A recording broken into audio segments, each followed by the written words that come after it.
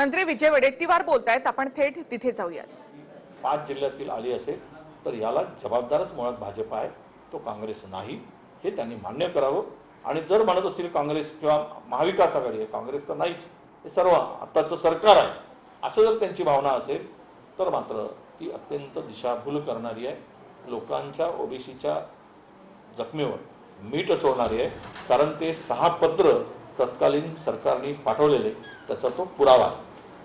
धन्यवाद। एकच प्रश्न मुख्यमंत्र्यांची जी बैठक झाली होती सर्वपक्षीय, त्याच्यामध्ये सगळ्यांचं असं ठरलं होतं की जोपर्यंत आरक्षणाचा प्रश्न सुटत नाही तोपर्यंत आम्ही निवडणुका होऊ देणार नाही। आता जेव्हा न्यायालयाचा निकाल आलेला आहे तेव्हा सत्ताधारी पक्षात असं म्हणणं आहे की आम्ही ओबीसी उमेदवार उभे करू, तर ही कुठेतरी सरकारच्या पक्षामधली दुटप्पी भूमिका आहे।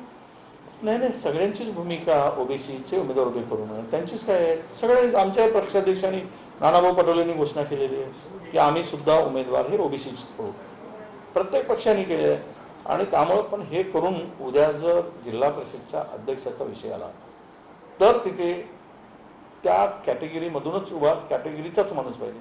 ओबीसीसाठी तुम्हाला ती जागा रिझर्व्ह पाहिजे, तिथला माणूस तो अध्यक्ष होऊ शकेल, किंवा अध्यक्ष करत असताना त्या तिथून निवडून आलेला माणूस जर ओबीसी असेल तो सुद्धा अध्यक्ष होऊ शकतो। त्यामुळे अशी काय अडचण येणार नाही। आता सर्वांनीच ठरवल्यानंतर आज तरी या सर्व जागा ओबीसीच्याच निवडून येणार आहे।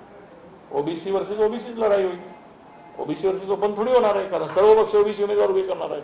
त्यामुळे हा 5 जिल्ह्यापुरतीच्या विषयामध्ये फार काही जे काही तांडव चाललेला आहे ते राजकीय फायदा मिळवण्यासाठी चाललेला आहे, त्याच्या पलीकडं मला काही दिसत नाही। नाही, बसायचा विषयच नाही। महाराष्ट्रातील जनता ओळखून आहे हे कोण केलं आहे, कशामुळे झालेलं आहे। महाराष्ट्रातील जनता योग्य निर्णय घेईल, निकालानंतर समजेल कोणाची चूक आहे ती, जे जनता शिक्कामोर्तब करेल त्यावर। प्रभाग रचनेचा एक विषय येतो आहे की आता पुन्हा प्रभाग रचना जे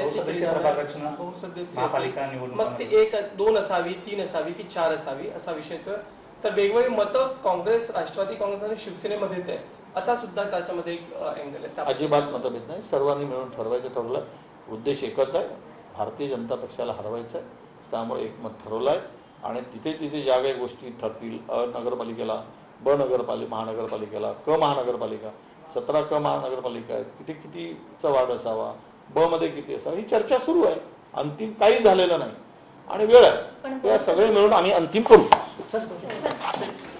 तर माझ्या राजीनाम्याने प्रश्न सुटत असेल तर मी राजीनामा द्यायला तयार आहे, असं विजय वडेट्टीवार यांनी म्हटले। ओबीसीवरून सर्वच पक्षीयांची भूमिका ही दुटप्पी असल्याचं त्यांनी म्हटलं।